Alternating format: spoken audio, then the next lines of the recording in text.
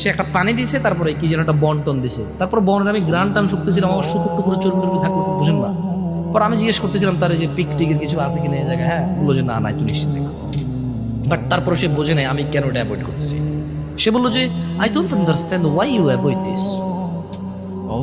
সে বললো যে তুমি কেন এটা অ্যাভয়েড করতেছো, বুঝতেছে না। পরে ওই যে যাদের কাছে, যারা আমাদেরকে রিসিভ করছে ফ্যাক্টরি ভিজিটে, ওরা এর আগে যত বাংলাদেশিরা আসতো সবাইকে একটা স্পেসিফিক রেস্টুরেন্টে নিয়ে গেছে, খাওয়াইছে। আপনি কি জানেন ওখানে ওরা হালাল মানে কি বোঝে জানেন?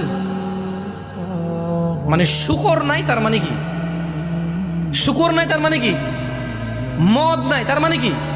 হালাল। কিন্তু যে বিসমিল্লাহ বলে জব যে করতে হয়, বিসমিল্লাহ বলে জব করতে, এটা তোরা জানে না। এবং বাংলাদেশিরা, পাকিস্তানিরা, ইন্ডিয়ানরা, সৌদিরা, কুয়েতিরা, এ পুরো পৃথিবীর সমস্ত মুসলিম আমরা অপারগ হয়েছি।